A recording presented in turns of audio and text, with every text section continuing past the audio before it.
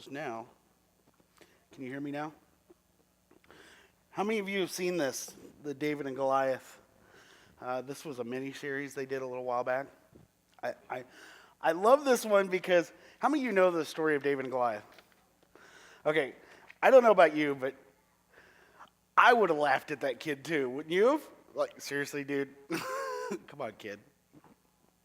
I love the story of David and Goliath. I think I look back at my life and I think I relate more to Goliath. I mean, look at me. I was a fighter. I mean, I love to fight. I grew up in a house that fought. I'm Irish. I mean, that's how we settled our differences. We fought. We put our brothers' heads through walls. And you fight, you get over it, and you know, the Irish way is to go have a beer and you're good friends. But the Christian way is just not to fight, right? I mean, that's what we want to believe. Christians don't fight. We're peaceful, turn the other cheek. And today I want to go into that a little bit. I want to talk about that. Last night, how many of you watched the fight last night? Does anybody even here like to watch fights? I'm a UFC fan.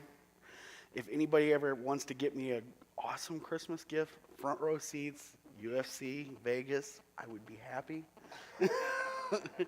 Because I will never pay for one, because I will never be able to afford it. And if you get me high seats, don't worry about it. I'll pay for pay-per-view. It's a better view. But for some reason, I've always loved fighting. My brother was the same way. We got in a lot of fights. And my father taught me all throughout growing up that, okay, here's the deal. If you get kicked out of school for fighting, and I find out that you started the fight, you are going to regret it. There's going to be hell to pay. And my dad would tell me that. And my dad was a Marine, and he lived like a Marine, and he's a diehard Marine, and we were raised like Marine cadets. What do you call a Marine soldier that's in boot camp, basic training? And so we were raised that way. And my dad always said, look, you know what? If you start a fight, if you're picking on somebody, you better not get in trouble because I'm coming down on you. But if somebody picks on you, if somebody starts something with you, you let them throw a swing and then you lay them out. That's the way I was raised. And my dad said that if you get kicked out of school for kicking somebody's butt because they started a fight with you, we're going fishing. You know, it was just the way it was. And for some reason, I took that to heart. And I got in a lot of fights. I was 119 pounds. I moved to Illinois from Florida, and I was this little surfer punk skater dude. I had shaved head except for my bangs. My bangs came way down, and I mean, I came in wearing Hawaiian shirts and shorts into farm country. I mean, I was about as out of place as you can get. And I don't know if you've ever heard this term. Some of you might not be old enough, but there was a term for people like me. They called us corn chips. And I don't know where it came from, but they called us corn chips. So I got picked on a lot. And needless to say, being picked on, I got in fights a lot. And I had this one friend. This guy, through junior high and into high school, we hated each other. I mean, absolutely hated each other. And I wouldn't fight on school grounds with him. You know, the reality is I was a little bit scared of him. I mean, it wasn't that he was a big guy. He was just bigger than me. And he always wanted to start a fight with me. And he followed me around one week. I think I was a sophomore. And he was following me around, and he kept pushing me and trying to get me to fight in school and kept pushing me. And I ignored him and just kept walking. And the next day he would show up and he would push me around and he was trying to get me to fight. And I was like, look, I'm not going to fight you right here. If you want to meet outside school, let's go. I'm not going to fight you right here. And then one day, I don't know, I just snapped. He pushed me in my locker and I just snapped and beat the tar out of him. and we both went to in-school suspension. And the funny thing is every single person throughout my high school that I got in a fist fight with are now some of my best friends. Isn't that crazy how that works? They're some of my best friends. And now you're saying, what does this have to do with the sermon? And to be honest with you, it has nothing to do with the sermon. I just needed something to open up today to get me going. Actually, it has a lot to do with the sermon. I believe that as a Christian, sometimes we take this turning the cheek a little bit too serious. That means that God doesn't want us to battle, that he doesn't want us to fight. I can tell you right now, nobody's cutting my head off without a fight.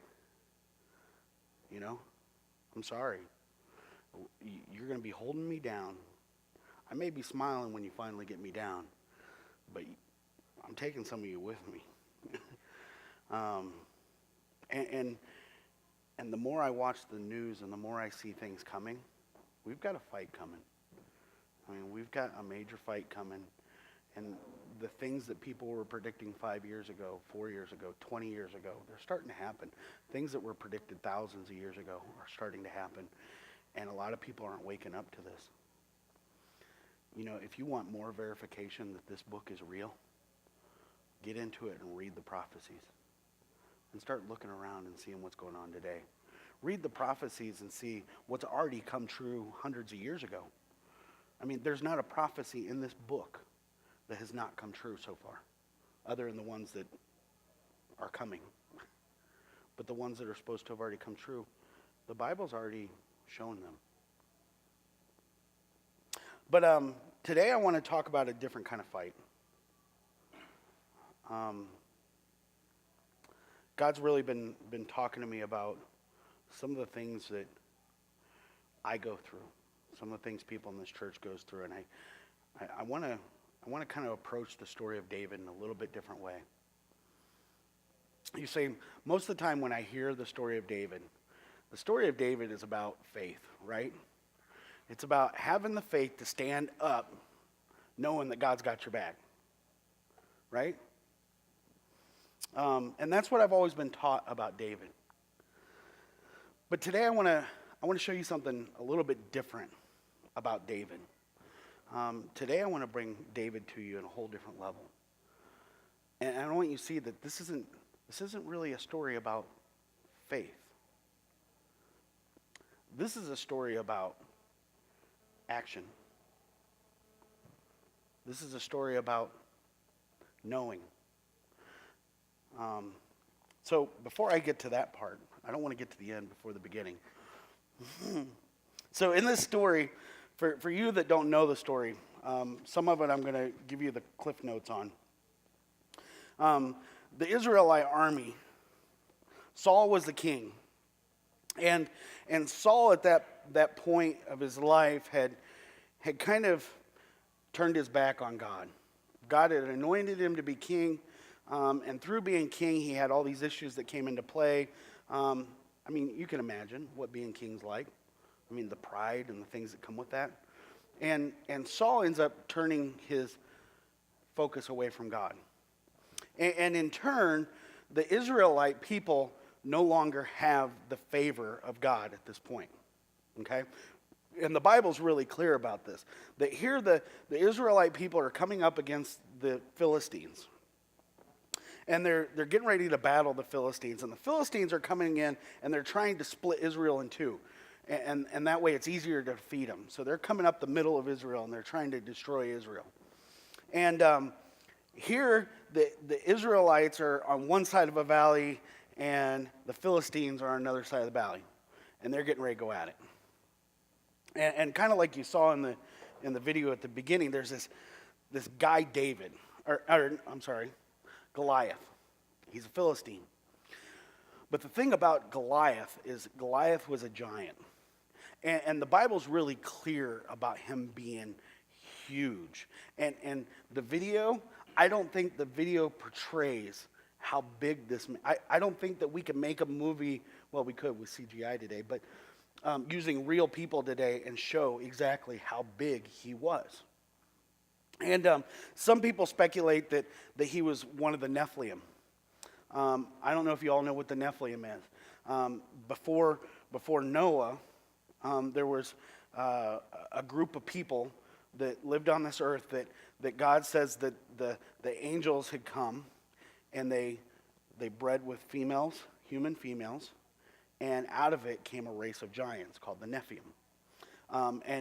And it's not clear as to whether they were the fallen angels that did this or whether they were heavenly angels, but it was angels. It says that there were angels that came and bred with women and made these giant people.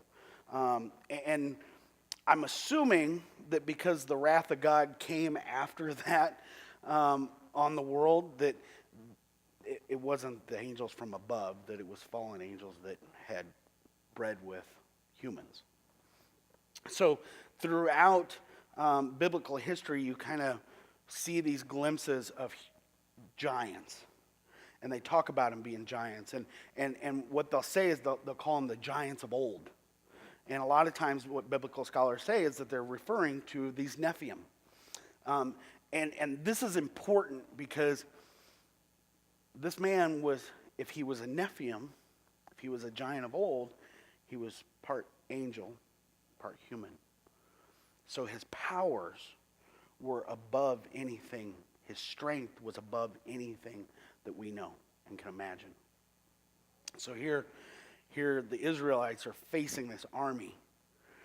And all of a sudden, out of the back of this army comes this giant. 2 to 3 sizes bigger. I mean, that'd be like me standing next to her son and him going, "I'm going to whoop you." You know? I mean, that would be the comparison. Huge guys. And it talks about how he had a breastplate that he wore. The armor just on his chest, the breastplate was 150 pounds. I mean, he wore 150 pounds. How many of you can pick up 150 pounds?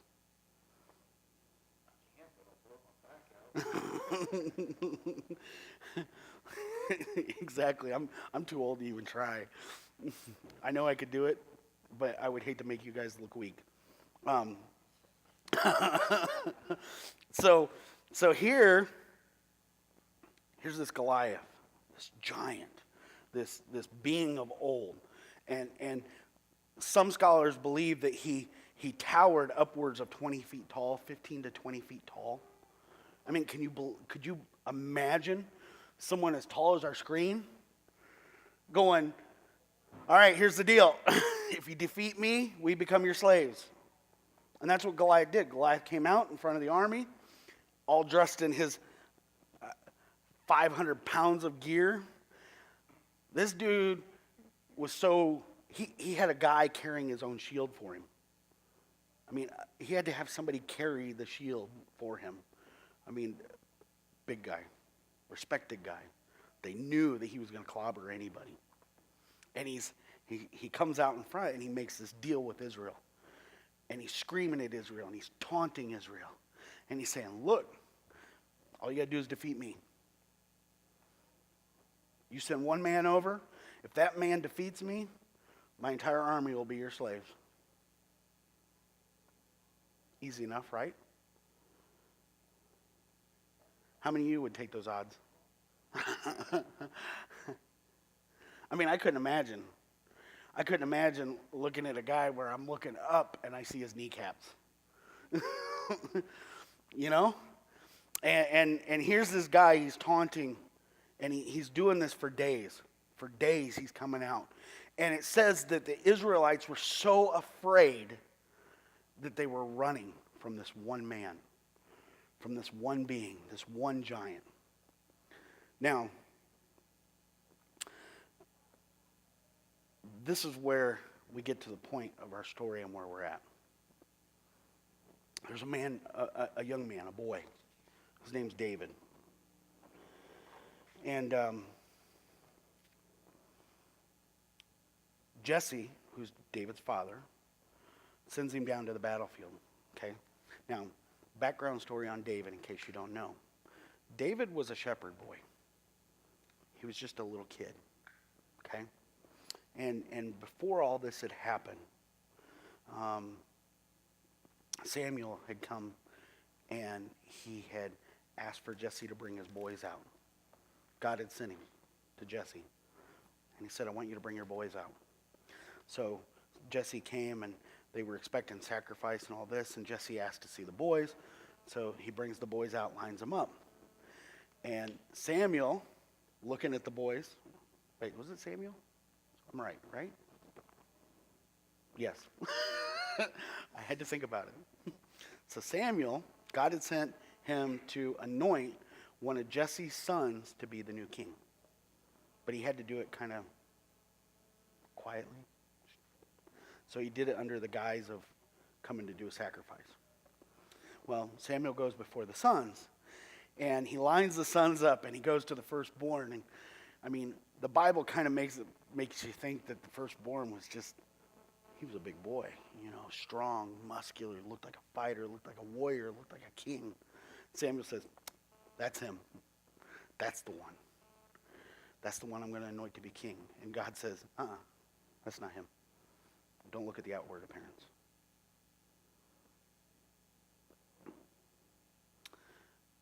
Remember this. Don't look at the outward appearance. We're going to come back to that. So then he goes down the line and he looks at all the sons. And he's going, this has got to be the one. And God's like, no, this isn't it. And he goes through all the sons. And God says, no, he's not the one. Quit looking at outward appearance. He's not the one. He's like, well, there's no more sons. And he looks at Jesse and he says, Jesse, is this all your sons? And he says, no, we got one more. The scrawny little one, he's out watching sheep. The youngest son. And Samuel calls him in, says, go get him.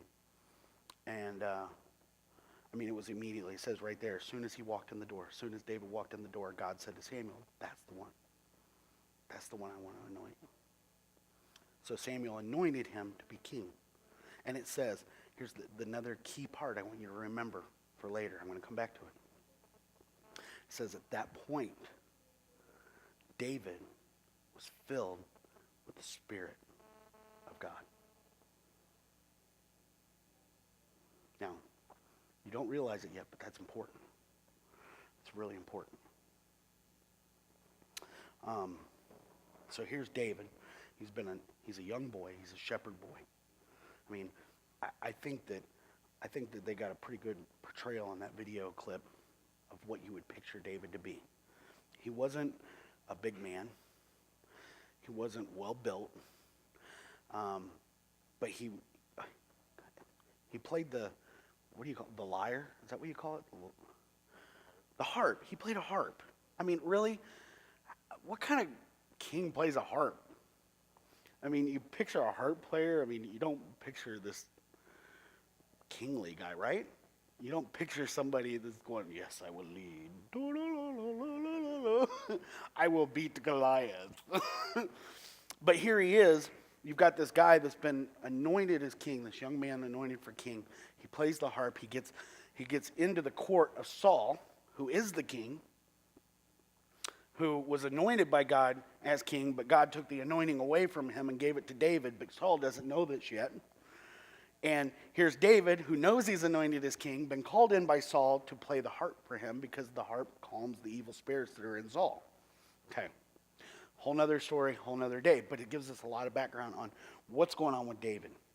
And we need this background so we understand what's happening in this story. So here David comes in, and Jesse sends him in. His father sends him in to check on his brothers. All his brothers were in this battle. They were very renowned warriors under King Saul. They were big in the army, and they're here to battle the Philistines. So Jesse sends David in to check on him, bring him some cheese. I don't know why cheese, but the Bible says cheese. So they bring him cheese. And while he's there, he sees what's going on with Goliath. And he's standing there with the king and everybody else, and Goliath comes out, and he taunts him. And, I mean, I can imagine he's calling him every name in the book. Come on, you wuss. What? You don't want to fight me, chicken? Okay, he probably didn't do that, but it worked for me when I was in junior high.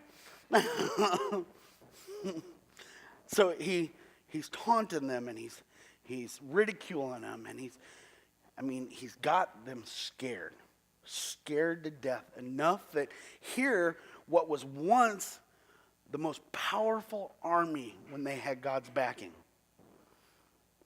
They were hugely powerful.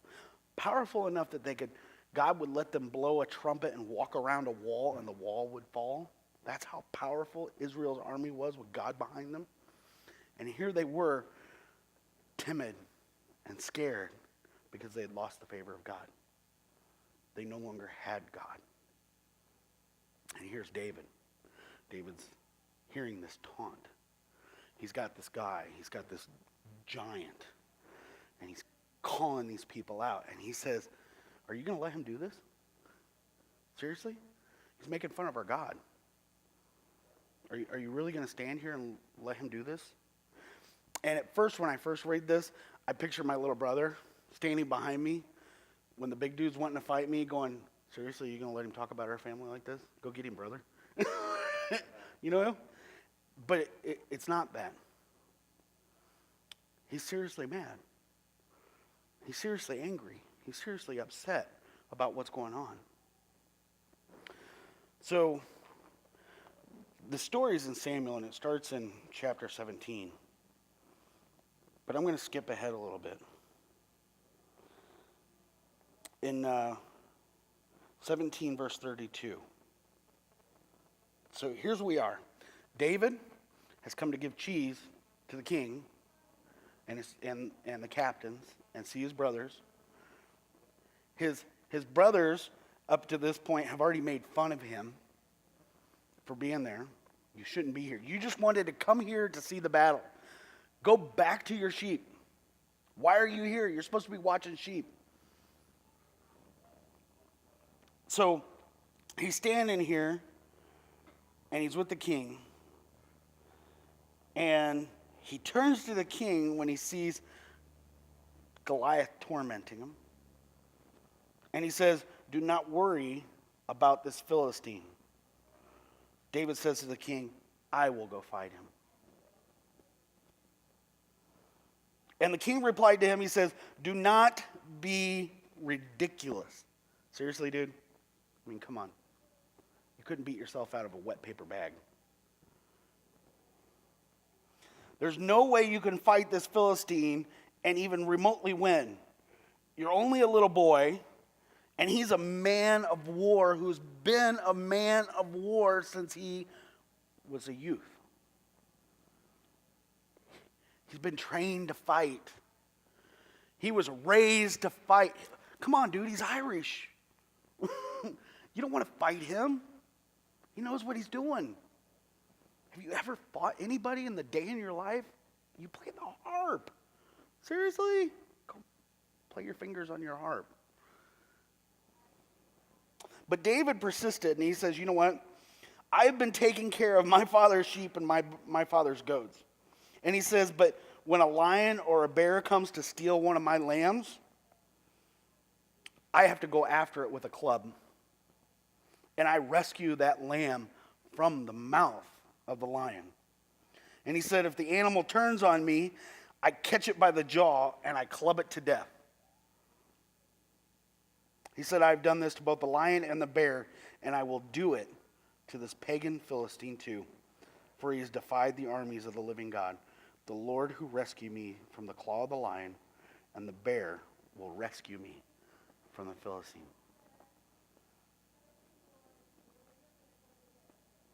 So, Saul finally says, okay, have it your way. You're going to die, but here. And what's Saul do? He says, first thing he says, may the Lord be with you. And then Saul gives David his own armor, a bronze helmet, and a coat of mail. And David put it on, strapped the sword over it, and took a step or two to see what it was like, for he had never worn anything like it before. And he turns to Saul and he says, there's no way, dude. I can't go in there in this stuff. I can't wear this. How many of you have ever seen armor, like medieval armor? Like the jousting guys, or, could you imagine if I brought little Eli out here and we tried to put armor that fits me on him? he would be like, seriously, there's no way.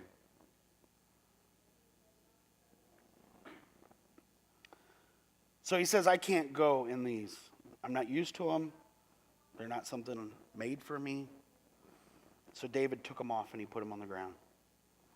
And he reached down and he picked up 5 smooth stones. And then he took the stones and he put them in his little shepherd's bag. And then, armed only with his staff and a sling, he started across the valley to fight the Philistine. Does it say he did it in faith? Was he having faith? Was he faithful? I mean, was this faith?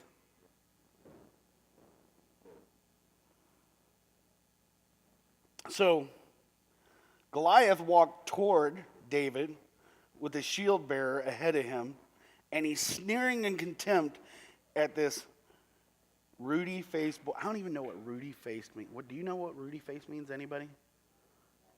Huh? He had red cheeks. So he looks at this ruddy-faced boy and he says, am I a dog that you come to me with a stick? Fetch boy. And he cursed David by the names of his gods. Come over here and I will give your flesh to the birds and wild animals, Goliath yelled. Now, David replied to the Philistine, you come to me with your sword, spear, and javelin, but I come to you in the name of the Lord of heaven's armies, the God of the armies of Israel, who you have defied. Today the Lord will conquer you, and I will kill you, and I will cut off your head. And then I will give the bodies of your men to the birds and the wild animals, for the whole world will know that there is a God in Israel. And everyone assembled here will know that the Lord rescues his people, but not with sword and spear. This is the Lord's battle, and he will give you to us. So then Goliath moved closer to attack David. David ran quickly. It says he ran quickly ran out to meet Goliath. Charged at Goliath. And he reached into his bag and he pulled out a stone and he loaded his sling and he swung that sling and he launched the stone and he hit Goliath in the only spot that wasn't covered with armor, in his forehead, and killed him.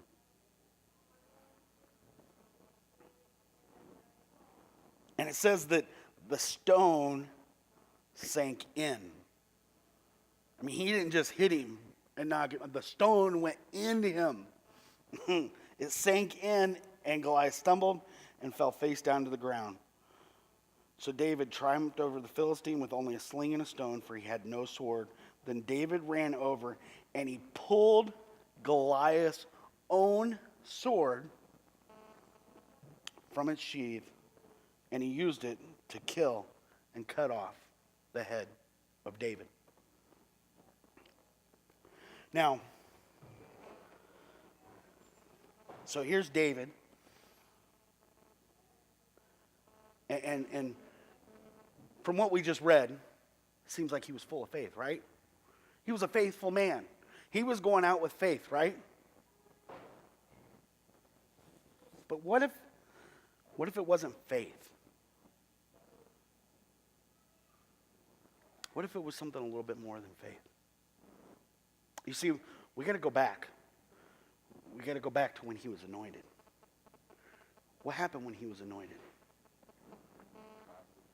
He was filled with the Spirit of God. He had God in him. You see, in the Old Testament, in order to be filled with the Spirit of God, you had to be anointed and God would fill your spirit. God chose you to fill you. God picked you out for a destination and a purpose, and he filled you with his Spirit. Okay. So, if God's Spirit is in him, is it faith for him to go out and fight a giant? Or is it that he allowed God to drive the short bus? Is it faith? Is it faith to know that God is inside of you? His Spirit's inside of you. He's done amazing things through you. At that point, is it faith that drives you to fight a giant? Is it faith that was driving David? You see, at this point, I don't believe this was faith. I believe it was faith when Samuel called him in and said, I want your boy to come in. I want to see him. It was faith when God said to him, he's the one. And Samuel said, he's the one I'm going to anoint as king. And it was faith for him to come forward. That took faith, right? I mean, it takes faith to take the step to allow God to come into your life. But I can tell you this, once God's in your life, it's no longer faith. It's knowing. It's no longer believing. It's living, right? So here's David. David now knows because he's got God in him. God's fighting this battle, not David. You see, David surrendered everything to God when he was anointed. David surrendered everything over to God, so he came to the battle anointed, full of the Spirit of God, and ready to fight. Because he knew. He wasn't stepping up to David out of faith. Faith is believing in what we cannot see and knowing it to be true, right? But David saw it every day. And David, in his life, it was 100% true every day. So, this isn't just a story. Now, don't get me wrong. Faith is a whole lot deeper than just... But when we think of faith, I mean, how do you think of faith? You think of faith as, my car broke down, and I'm praying, God, I don't have the money to fix my car, but I have faith that you will provide. I have faith that you will get me to work. I have faith that you're going to take care of me. Right? That's faith. The difference being is his car wasn't broke down. He knew how he was getting to work. He had a bus coming to pick him up, right? He had God driving. So it kind of makes a whole different idea when you're going to fight a giant, when you know from the get-go that you're going to win, than when you're going to fight a giant not knowing if you can win. See, I don't think David had fear in his heart. I don't think David was scared at all because he knew. And he knew because he had God living in him. When you're dating somebody, how well do you know that person? I mean, you can know them. You can get to know them a little bit. But the day they move in with you, how well do you know them? 20 years after they live with you, you know them so well that you don't have to have faith that when you're upset, your husband's going to do the dishes. Because you know he's going to take care of things when you're mad, right? Okay, maybe not. That's probably what got you mad, because he didn't do the dishes. But you see what I'm saying? There's a difference between having a relationship with Jesus and having a relationship with God to where you come to him and ask him for help when you need help. He lives in the church. You go to church on Sunday and you spend time with him on Sunday. But there's a huge difference when he's walking with you. He's living in you. He's coming to your house on Monday and Tuesday, and you come home for work and he's sitting in your kitchen, and you get up in the morning and he's got coffee ready for you, and you go to work and he's riding in the cab next to you. There's a big difference, right? And see, that's where David was in his life. And David comes out and he goes up to the king, and he's got this giant to face. And he's got a giant in his life, and he's facing his past. He's facing alcoholism. Now, I'm not talking literal here. I'm talking about giants that we face. I want to put this story into perspective for you. You see, people tell me, and I've said it over and over again, the Old Testament's old. We don't need it anymore. But I'm telling you right now, that Old Testament is all about Jesus. Every story is about Jesus. Every story prepares us for Jesus. And you see, every one of us have a demon we're facing. We have a giant, a Goliath that scares the socks off of us, right? Every one of us are facing it.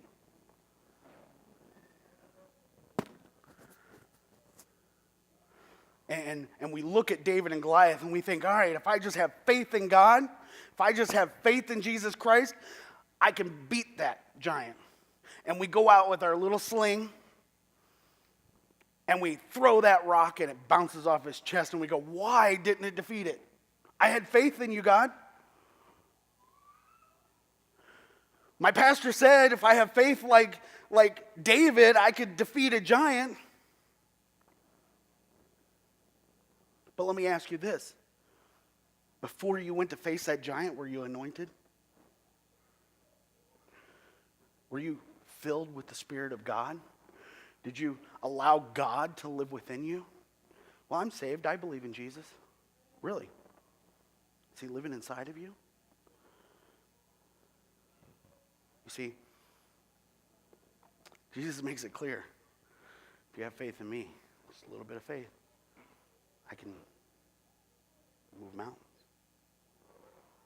Last week we talked about the vine. I am the vine, you are the branches. If you remain in me and I in you. There's stories and stories and stories and stories about this. You see, it takes more. It takes more than just believing.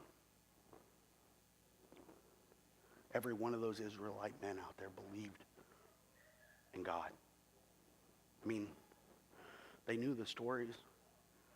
Their entire history was rich of what God had done for them. Some of them had seen the battles where God had done some amazing things. But they couldn't face the giant. The one man who could face that giant, what was the difference? He was filled with the Spirit. He had completely surrendered over to God and said, your will be done. And that gave him more than confidence. That gave him more than faith. That gave him a knowing. He knew. I mean, just like God knows, God can defeat anything, right? God can do anything. We know that, right? We believe that. We believe that God made the heavens and the earth in 6 days, and on the seventh day he rested. We believe that he made the animals and the stars and the heaven and the earth. But we got to have faith to fight a giant. I'm telling you, folks, the key to this story is the key to Christianity. It's the key to belief. It's the key to salvation, and it's a key to fix and fight the demons that are in your life. Everybody in this room has one. Everybody here has something that they fight. For me, it's always been sexual issues. I mean, there's been issues in my life that I've had to fight. But a lot of those issues, like drugs for me it was like I come out with the horn and God says, blow the horn and I will knock the walls down, and it was supernatural, just like Jericho. I blew the horn, the walls fell down. I did what God said, the walls fell down. I didn't have to battle anything. I didn't have to fight anything. It just happened. I gave it over to God supernaturally. He fixed it, took it out of my life, something I could never do. But sexual issues, sexual temptation, I mean, that's something that's a struggle. That's a giant. It's something that even I battle with it. Everybody here battles with something. But the only way I can fight this giant is not on my own, because I'm scared if I do it on my own. I have fear. I have doubt. I try to have faith. I get on my knees and I say, dear Lord, if your will be done, take this out of my life. I know it's his will, but I get on my knees and I beg him, take this out of my life. I fell again last night. Sorry, Lord, I sinned again. I looked at this woman the wrong way, or I was tempted the wrong way, or I got on the internet and I looked at something I shouldn't have, or I slipped and my girlfriend came over last night. And see, there's a lot of giants in our lives that we have to face. Some of you in here are battling with pride. Some of you are battling with self-esteem issues. I mean, self-esteem issues that are just deep and rooted, and it's a giant that's destroying you. And the only way you'll ever defeat that giant is if you allow God to come in and fill you and anoint you. Some of you are battling with alcohol. And alcohol is a giant beyond giants. It's a demon. And that giant is standing on top of another giant. And he's using the alcohol giant at you when there's other giants that you're fighting. Or drugs. Right? Or other issues. I mean, I could sit and go on and on and on with issues. Things that we're fighting. And sometimes it seems like we're fighting an entire army of giants.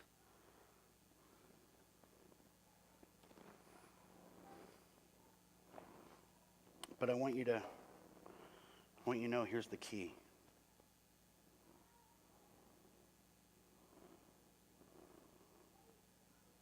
Where is it?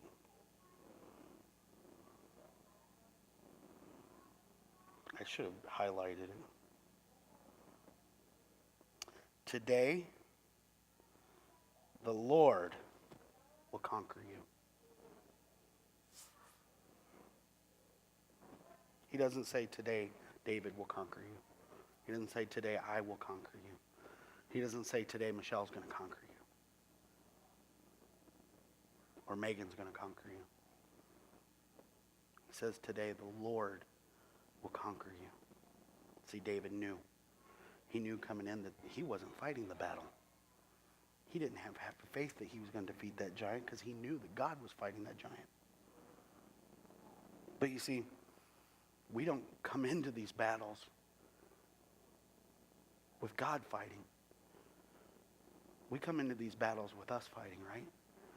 Lord, I can't do this. I can't do this.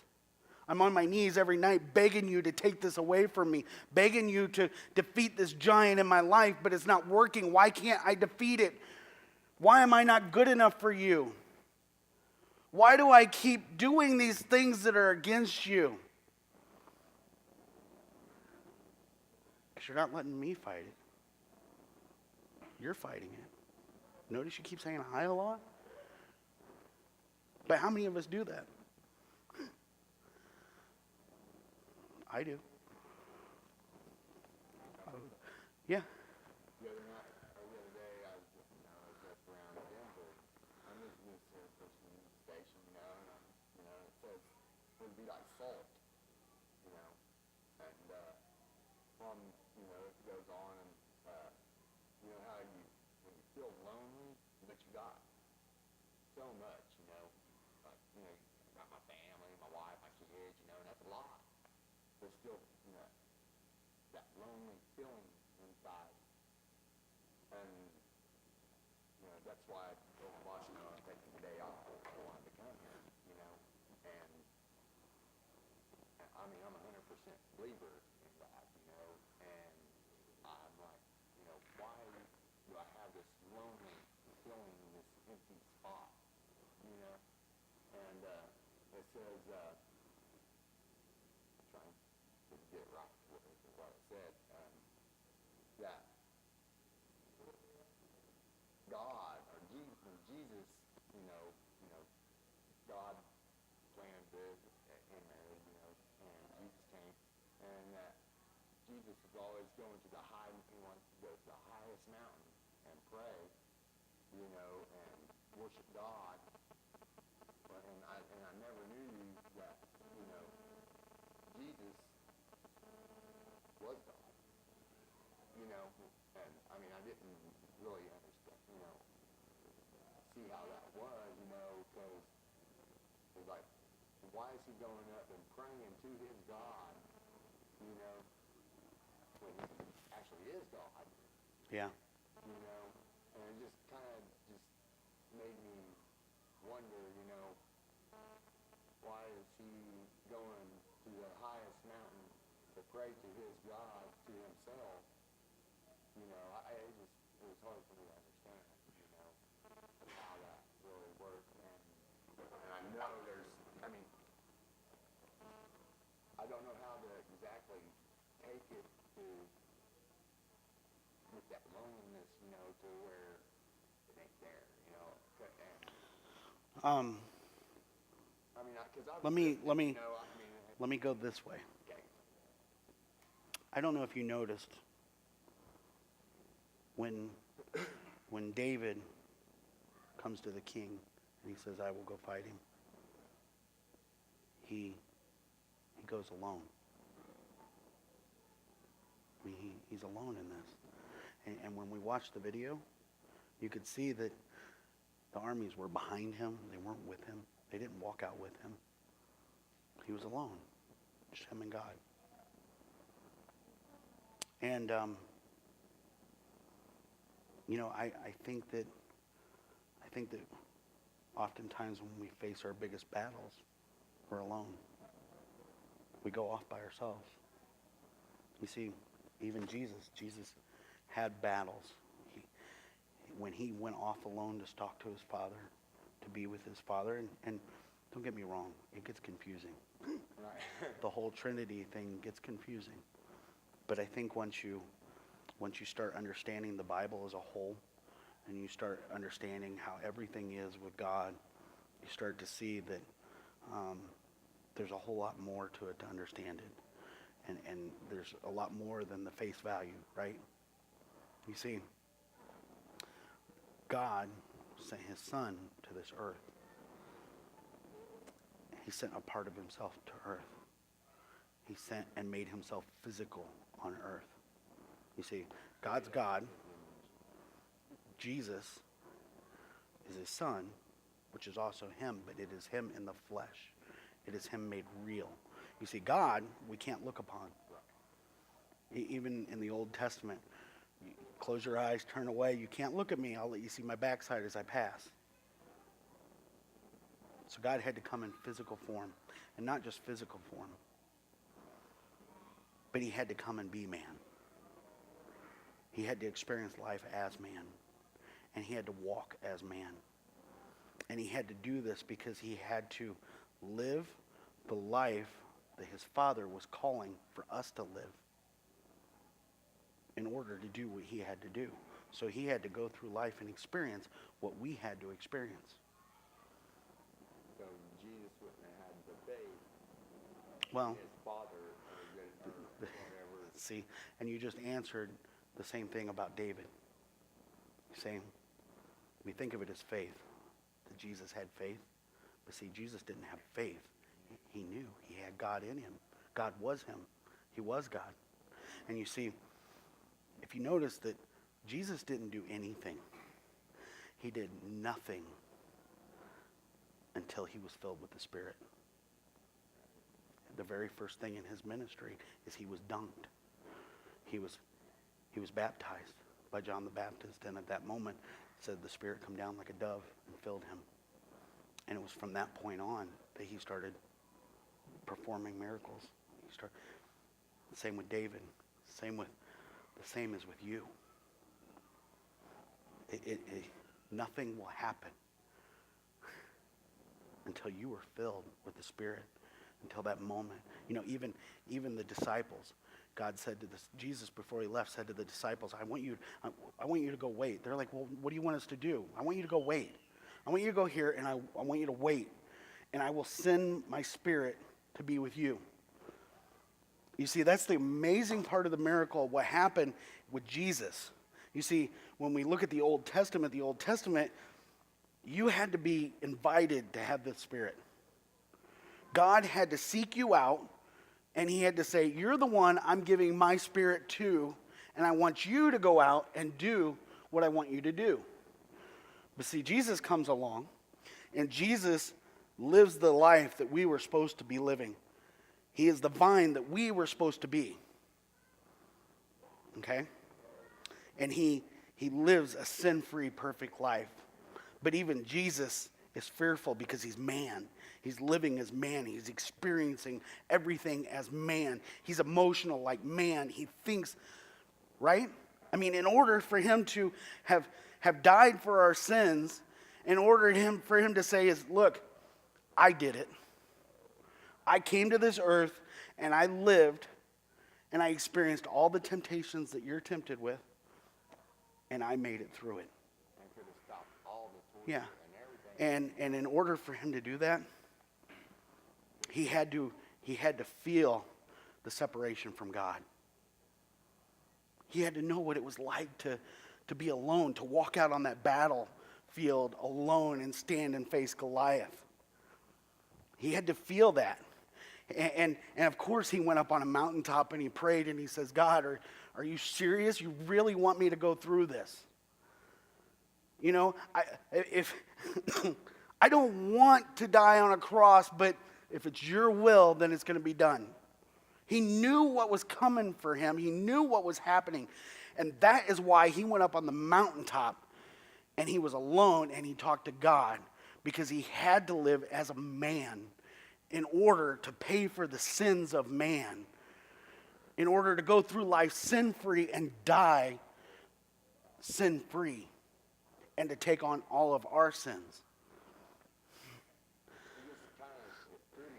And it's like I said, it's confusing.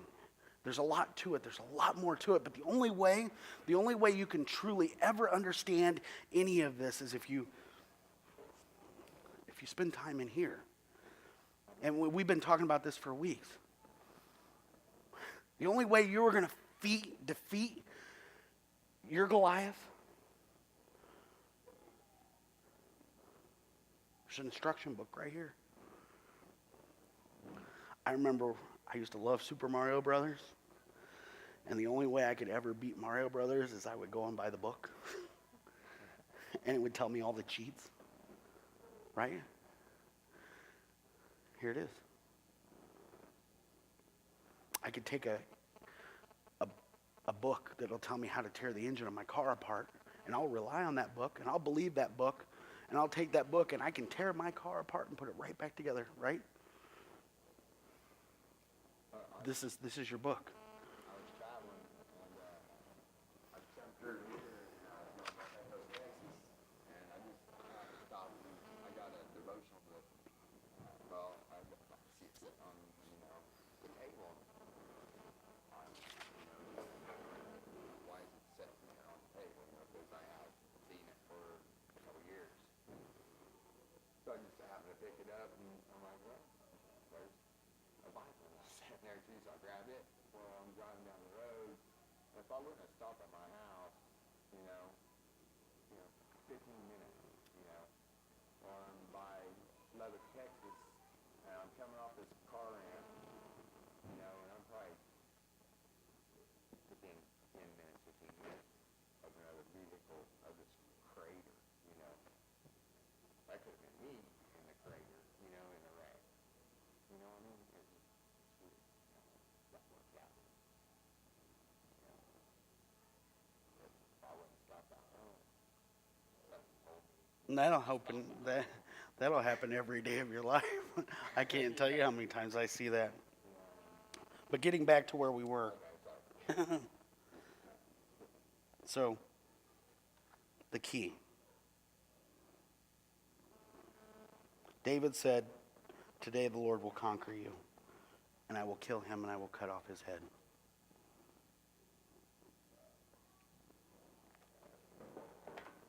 And I want to give you the key. It's really simple to facing your giants. The key to overcoming the issues in your life. And it's a whole lot easier than you could ever imagine. One, you gotta allow God to come into your life. And you gotta allow him to fill you up. You gotta allow him to just completely fill you up and anoint you and be in you. And you have to ask for that. Two, you have to cut the head off that demon. And see, I think oftentimes that's the hardest part. You see, because in order to cut the head off that demon, you may have to make some sacrifices. For me, to get rid of some of the things in my life, to get rid of sexual sin, you got to take yourself out of the position to where you might fall into sexual sin. So, if you've got a problem with pornography, you don't go on your computer in private. If you've got a problem with pornography, take your smartphone back and get the flip phone. Because then you can't access it. Right? It's a sacrifice you have. If you've got a problem with alcohol, stop buying alcohol. Stop hanging around the people that are pushing you to drink because that's the lifestyle they live in.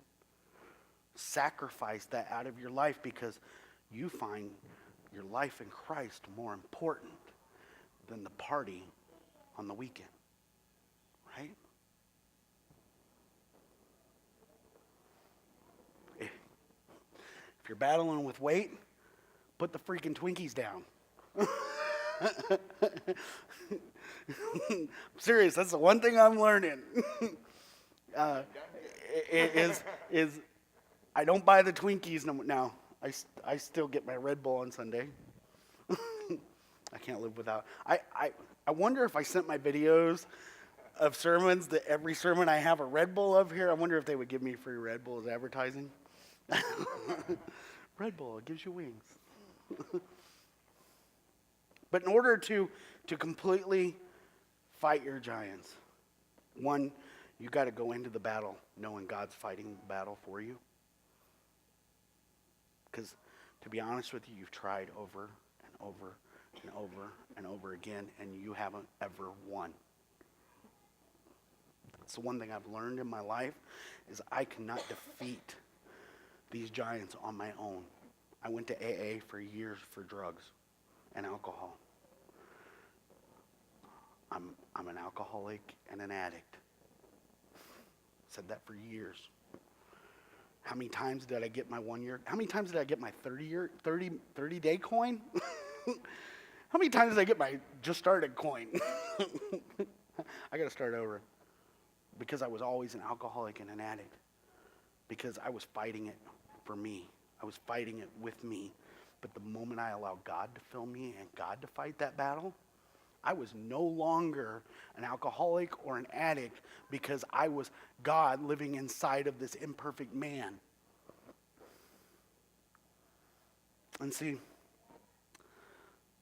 That's where what we call sanctification comes in.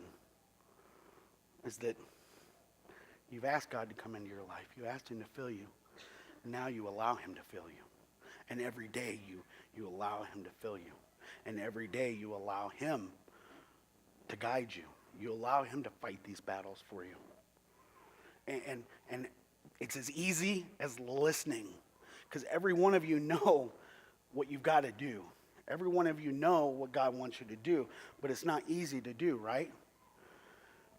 It's not easy to turn to your girlfriend and say, you know what? We got to stop this. You can't come over to my house tonight. God wants me to be something different and something more. And he's every time, I mean, it's great. I love you and I want to be with you. But every time it's just, God hammers me for hours.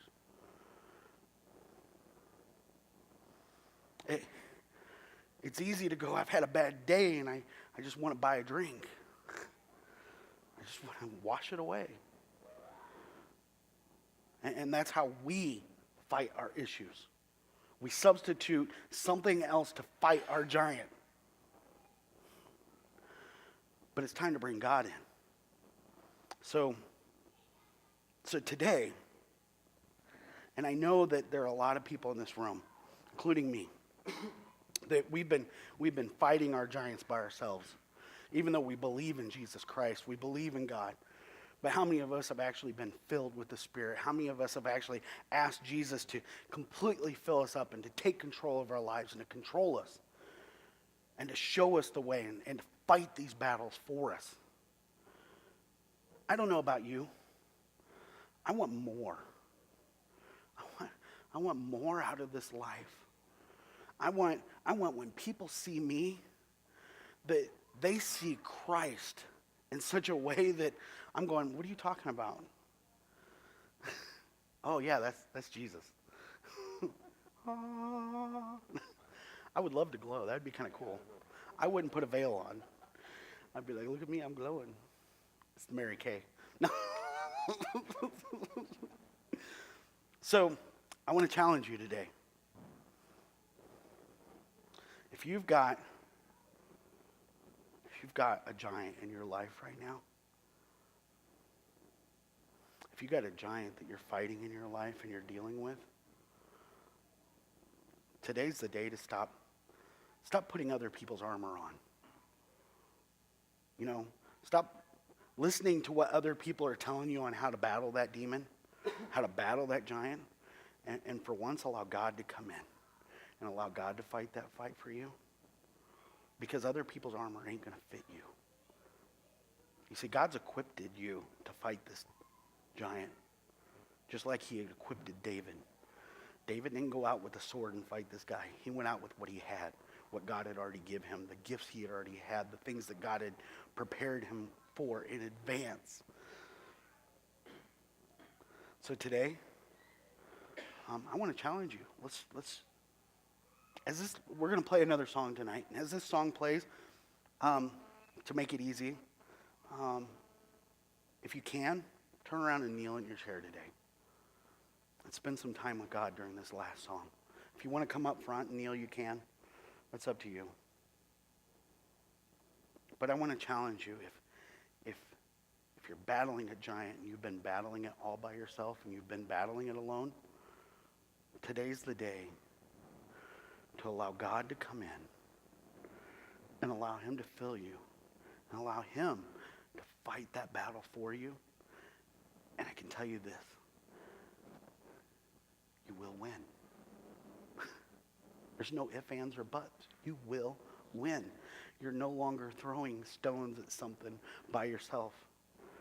You're coming out with what you're equipped and what God's given you to do it. Dear God, I come to you today and I praise your name, God, and I thank you for allowing us to be able to be here in your presence and to be able to spend time with you, God. And Lord, I know that every single person in this room is battling with some kind of giant in their life, and some of them already have you fighting for them, and some of them are just now getting it. And maybe there's some people in this room that are just learning about you tonight, God. and are just now starting to understand the importance of why you should be in their life.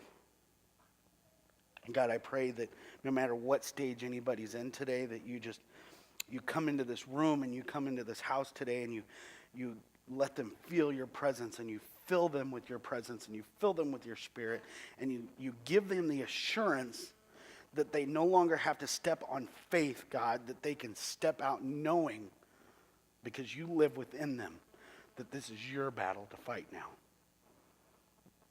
And Lord, as this last song plays, I pray that you come into this house and you wrap your arms around some of the people in this room that are hurting and broken today, Lord.